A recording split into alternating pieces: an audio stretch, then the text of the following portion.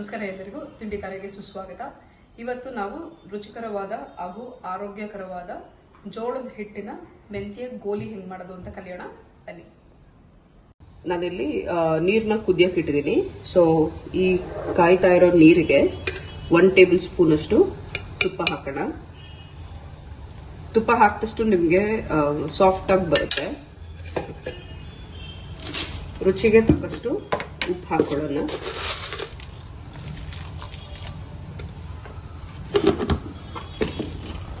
ಕುದಿಯಕ್ಕೆ ಬಿಡೋಣ ಈಗ ಸ್ವಲ್ಪ. ಈಗ ಇದು ಉಪ್ಪು ತುಪ್ಪ ಎಲ್ಲ ಸ್ವಲ್ಪ ಕರಗಿದೆ. ಈಗ ಇದನ್ನ ಮಿಕ್ಸಿ ಮಾಡ್ಕೊಳ್ಳೋದಕ್ಕೆ ನಾನು ಕೊತ್ತಂಬರಿ ಸೊಪ್ಪು, ಮೆಣಸಿನ್ಕಾಯಿ, ರುಚಿಗೆ ತಕ್ಕಷ್ಟು ಮೆಣಸಿನ್ಕಾಯಿ, ಜೀರಿಗೆ 1 ಸ್ಪೂನ್ ಅಷ್ಟು ತಗೊಂಡಿದ್ದೀನಿ. ಆಮೇಲೆ 4 ಎಸಳು ಬೆಳ್ಳುಳ್ಳಿ ತಗೊಂಡಿದ್ದೀನಿ. ಬೆಳ್ಳುಳ್ಳಿ, ಮೆಣಸಿನ್ಕಾಯಿ ನಿಮಗೆ ಖಾರಕ್ಕೆ ಎಷ್ಟು ಬೇಕೋ ಅಷ್ಟರ ಪ್ರಕಾರ ತಗೊಳ್ಳಿ. ರುಬ್ಕೊಂಡಿರೋ ಮಿಶ್ರಣ ಹಾಕೋಣ.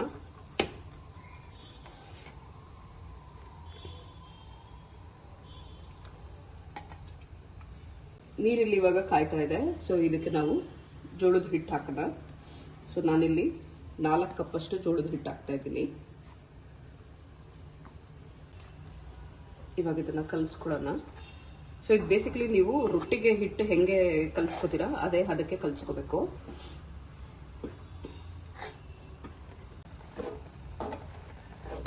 ನಿಮ್ಗೆ ಇದು ನೀರೇನ ಕಮ್ಮಿ ಬಂತು ಅಂತ ಅನ್ಕೊಂಡ್ರೆ ಕಾದಿರೋ ನೀರ್ನೇ ಹಾಕೋಬೇಕು, ಬಿಸಿ ನೀರ್ನೇ ಹಾಕೋಬೇಕು. ತಣ್ಣೀರ್ ಹಾಕೊಳಕ್ ಹೋಗ್ಬೇಡಿ. ಓಕೆ, ಇವಾಗ ಇದು ಗ್ಯಾಸ್ ಆಫ್ ಮಾಡಿಕೊಂಡು ಚೆನ್ನಾಗಿ ನಾದ್ಕೋಬೇಕು.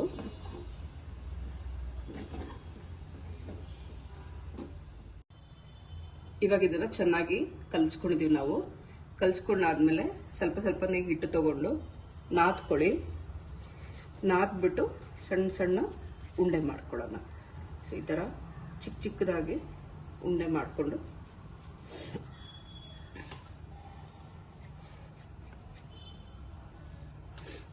ಗೋಲಿಗೆ ಬರಬೇಕು ಅಂತ ಏನು ಇಲ್ಲ. ನಿಮ್ಮ ಮನೆಯಲ್ಲಿ ಚಿಕ್ಕ ಮಕ್ಕಳಿತ್ತು ಅಂದ್ರೆ ಅವ್ರ ಕೈ ಕೊಟ್ರೆ ಇನ್ನೂ ಸಣ್ಣ ಉಂಡೆ ಮಾಡಿಕೊಡ್ತಾರೆ, ಚೆನ್ನಾಗಿರುತ್ತೆ ತಿನ್ನಕ್ಕೆ. ಸೊ ಈ ಥರ ಉಂಡೆಗಳನ್ನ ಮಾಡಿಕೊಂಡು ಎತ್ತಿಟ್ಕೊಳ್ಳಿ. ಈಗ ಇದನ್ನೆಲ್ಲ ಉಂಡೆ ಮಾಡ್ಕೊಂಡಾಗಿದೆ. ಇವಾಗ ಸೊ ಲೈಟ್ ಆಗಿ ಎಣ್ಣೆ ಹಾಕೊಳ್ಳೋಣ. ಏನಕ್ಕೆ ಅಂತಂದ್ರೆ ಒಂದಕ್ಕೊಂದು ಅಂಟದೇ ಇರಲಿ ಅಂತ ಅಂದ್ಬಿಟ್ಟು ಅಷ್ಟೇನೆ ಸ್ವಲ್ಪ ಎಣ್ಣೆ ಹಾಕೊಳ್ಳೋಣ.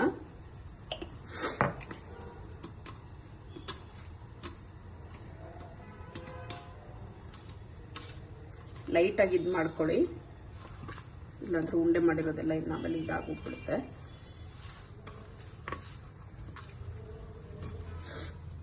ಸೊ ಇದಕ್ಕೆ ಎಣ್ಣೆ ಹಾಕೊಂಡಾಯ್ತು. ಸ್ಟೀಮ್ ಮಾಡ್ಕೊಳ್ಳೋದಕ್ಕೆ ನಾನು ಇಲ್ಲಿ ಪಕ್ಕದಲ್ಲಿ ನೀರು ಕಾಯಕ್ಕೆ ಇಟ್ಟಿದ್ದೀನಿ. ಸೊ ಪಾತ್ರೆಗೂ ಸ್ವಲ್ಪ ಲೈಟಾಗಿ ಎಣ್ಣೆ ಹಚ್ಕೊಳ್ಳೋಣ.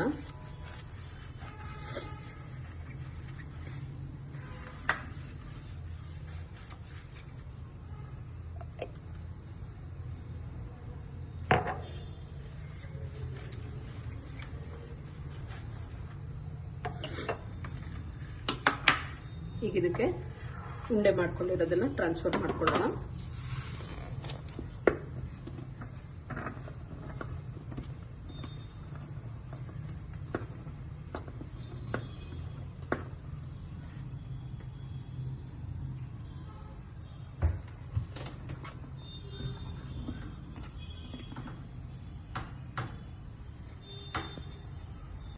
ಇವಾಗ ಇಲ್ಲಿ ನೀರು ಕಾಯಕ್ಕೆ ಇಟ್ಟಿದ್ದೀನಿ. ಸೊ ಇದಕ್ಕೆ ಸ್ಟೀಮ್ ಮಾಡ್ಕೊಳಕ್ ಇಟ್ಕೊಳ್ಳೋಣ. ನಿಮ್ಮ ಹತ್ರ ಬೇರೆ ಯಾವ್ದಾದ್ರು ಪಾತ್ರೆ ಇತ್ತು ಅಂತಂದ್ರೆ ನೀವು ಸ್ಟೀಮ್ ಹೆಂಗ್ ಮಾಡ್ಕೋತೀರಾ ಹಂಗೆ ಮಾಡ್ಕೋಬಹುದು.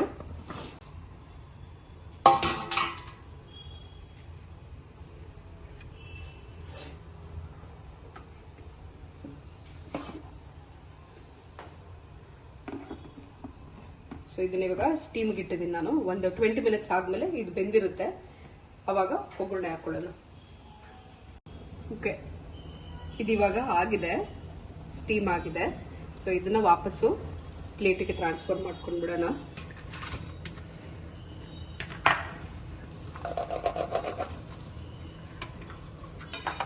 ಇದನ್ನು ಸ್ವಲ್ಪ ಲೈಟ್ ಆಗಿ ಸ್ಪ್ರೆಡ್ ಮಾಡ್ಕೊಳ್ಳಿ. ನಾನಿಲ್ಲಿ ಒಂದು ಅರ್ಧ ಕಪ್ ಅಷ್ಟು ಕಡಲೆಕಾಯಿ ಬೀಜ ತಗೊಂಡಿದ್ದೀನಿ. ಸೊ ಕಡಲೆಕಾಯಿ ಬೀಜನ ನೀವು ಹುರಿದ್ಬಿಟ್ಟು ಸ್ವಲ್ಪ ಉಡಿಯಾಗಿ ಪುಡಿ ಮಾಡ್ಕೊಬೇಕು. ಕಡಲೆಬೀಜ ಎಷ್ಟು ಜಾಸ್ತಿ ಹಾಕ್ತೀವಿ ಅಷ್ಟು ಟೇಸ್ಟ್ ಬರುತ್ತೆ. ಸೊ ಇದನ್ನ ಇವಾಗ ನಾನು ಹುರ್ಕೊಳ್ತಾ ಇದ್ದೀನಿ. ಇವಾಗ ಒಗ್ಗರಣೆ ಹಾಕೊಳ್ಳೋಕೆ ಎಣ್ಣೆ ಹಾಕೊಳ್ತಾ ಇದ್ದೀನಿ. ಸ್ವಲ್ಪ ಎಣ್ಣೆ ಮುಂದೆ ಇರಲಿ, ಹಂಗಂತ ತೀರಾ ಜಾಸ್ತಿನೂ ಹಾಕೊಳಕ್ ಹೋಗ್ಬಿಡಿ.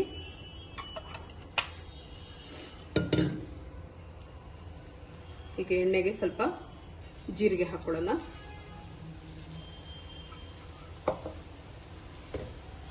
ಹಾಗೆ ಸ್ವಲ್ಪ ಕಡಲೆಬೇಳೆ,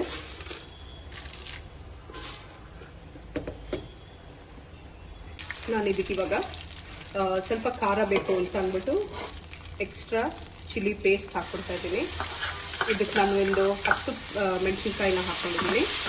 ಸೊ ಇದನ್ನು ಹಾಕೊಂಡು ಹುರ್ಕೊಂಡ್ಬಿಡೋಣ.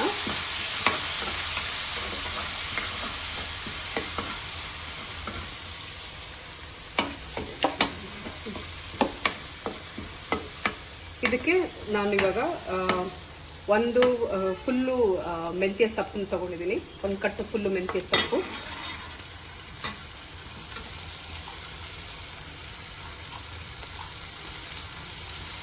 ಸೊ ಇದು ಮೆಂತ್ಯದ ಕಡುಬಾಗಿರೋದ್ರಿಂದ ನೀವು ಎಷ್ಟು ಜಾಸ್ತಿ ಮೆಂತ್ಯ ಸೊಪ್ಪು ಹಾಕ್ತೀರಾ ಅಷ್ಟು ಚೆನ್ನಾಗಿರುತ್ತೆ. ಸ್ವಲ್ಪ ಇದು ಕಹಿ ಎಲ್ಲ ಹೋಗೋವರೆಗೂ ಫ್ರೈ ಮಾಡ್ಕೊಳ್ಳೋಣ.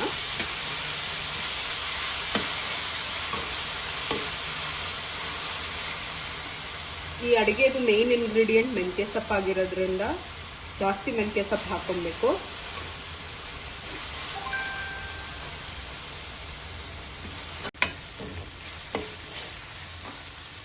ಇದಿವಾಗ ಮೆಂತ್ಯ ಸೊಪ್ಪು ಹುರಿದಾಗಿದೆ. ಸೊ ಇದಕ್ಕೆ ಇವಾಗ ನಾನು ರುಬ್ಬಿರೋಷ್ಟು ಕಡಲೆ ಬೀಜದ ಪೌಡರ್ ಹಾಕೊಳ್ಳೋಣ.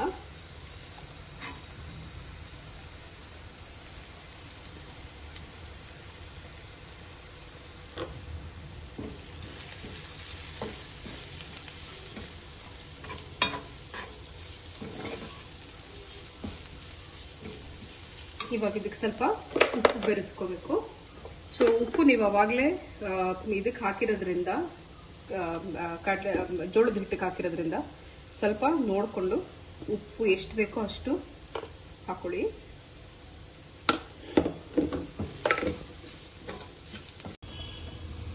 ಇವಾಗ ಇದು ಬೆಂದಿದೆ. ಇದಕ್ಕೆ ಇವಾಗ ನಾವು ಜೋಳದ ಉಂಡೆ ಹಾಕೊಳ್ಳೋಣ. ಇವಾಗ ಇದು ಉಂಡೆ ಎಲ್ಲ ಹಾಕಿದಾಗಿದೆ. ನಾವು ಇದಕ್ಕೆ ಇವಾಗ ಮಿಕ್ಸ್ ಮಾಡ್ಕೊಳ್ಳೋಣ. ನಿಧಾನಕ್ಕೆ ಮಿಕ್ಸ್ ಮಾಡ್ಕೊಳ್ಳಿ. ನಾವು ಇದಕ್ಕೆ ಇವಾಗ ಒಂದು ಅರ್ಧ ಒಪ್ಪಷ್ಟು ನಿಂಬೆ ಹುಳಿ ಹಾಕೊತಾ ಇದೀವಿ.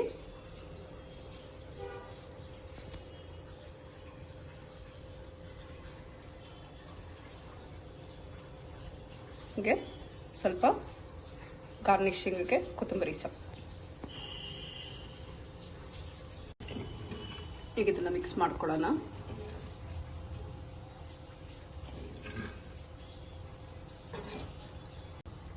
ಈಗ ಇದನ್ನ ಮಿಕ್ಸ್ ಮಾಡ್ಕೊಳ್ಳೋಣ.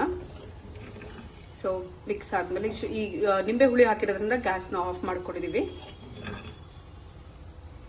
ಈಗ ಮಿಕ್ಸ್ ಆಗಿದೆ ಇದು. ಸೊ ಈಗ ನಮ್ದು ರುಚಿಯಾದ ಮೆಂತ್ಯ ಗೋಲಿ ರೆಡಿ ಆಗಿದೆ.